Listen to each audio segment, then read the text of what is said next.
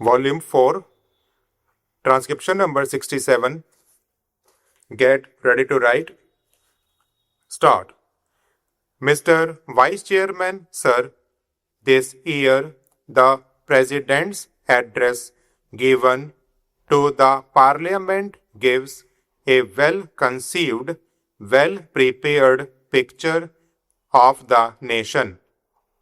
I rise to support the motion of thanks which has been brought before the House by Shri Kulkarni. At the outset, he has pointed out that this year has faced a severe drought.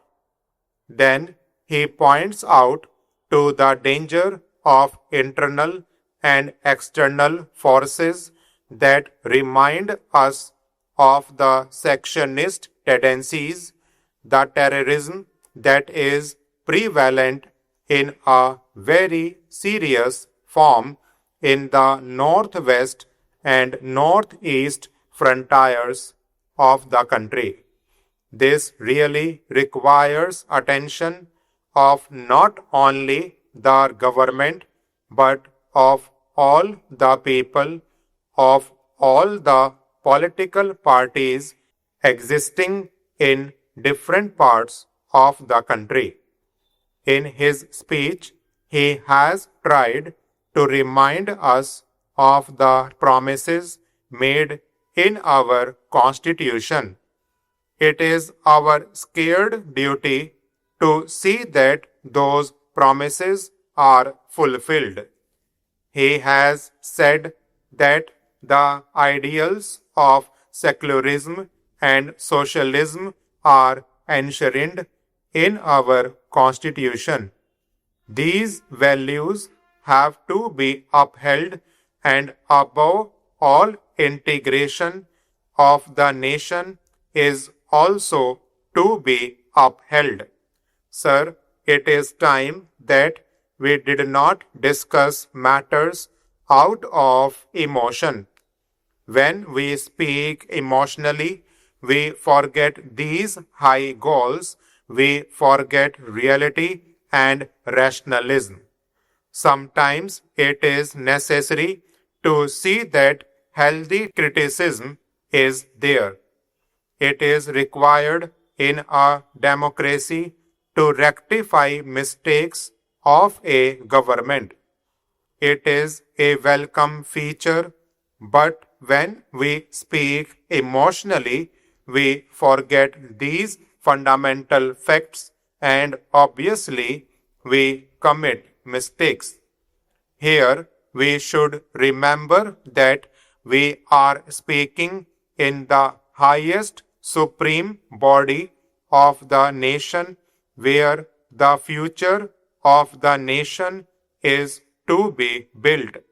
When we are discussing all these things in this house about the goals of the nation, about the development of the national life, the whole world is watching us.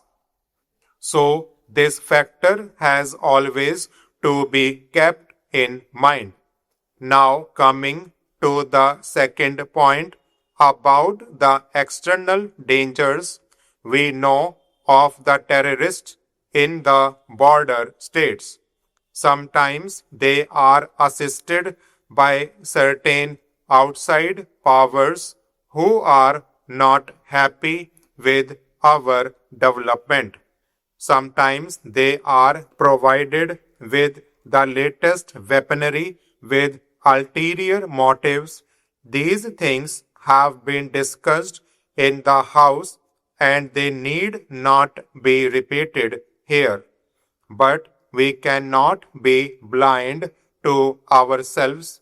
We have to look to these aspects. Many of the honorable members have made a mention of these things, and we must be prepared for everything.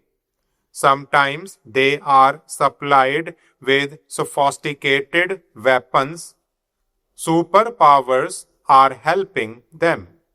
So we must be careful and watchful.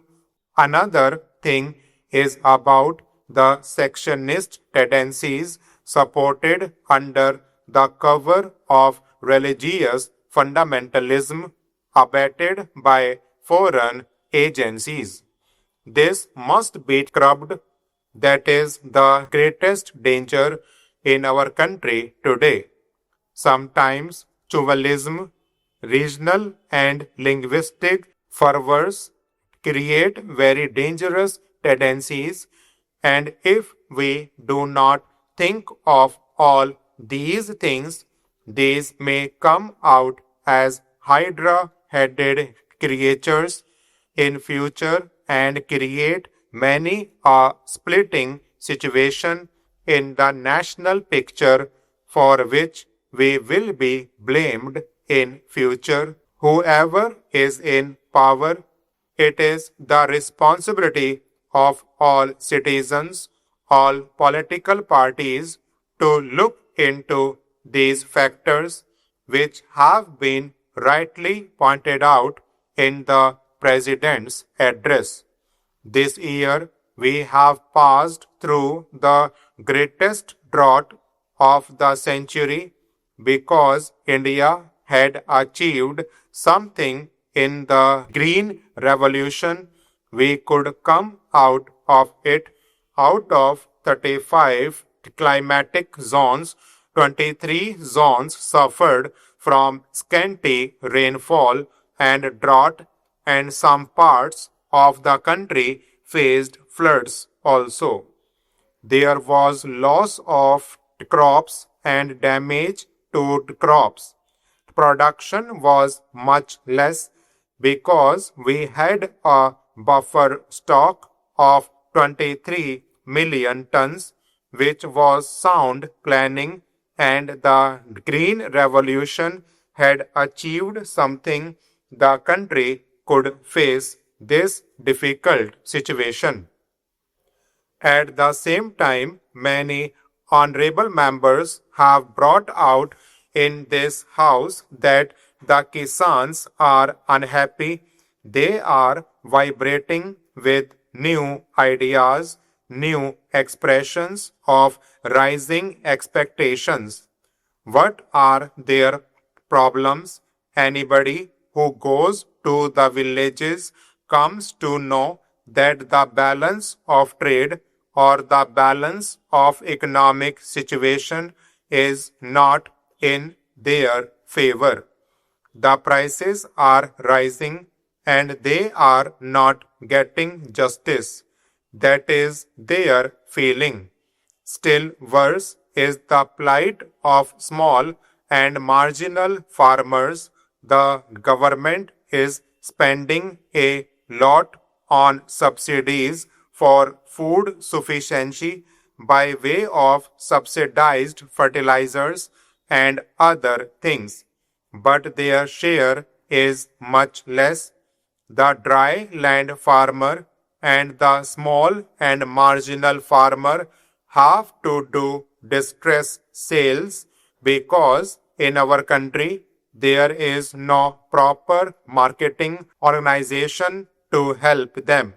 Unfortunately, we had thought that the cooperatives would develop, but they have not developed, and the marketing agencies have not developed.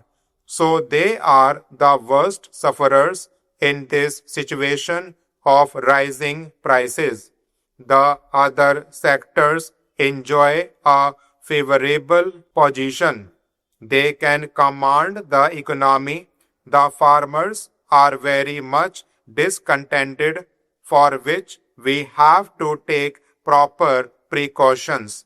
That is what I want to submit through this honorable house to the government.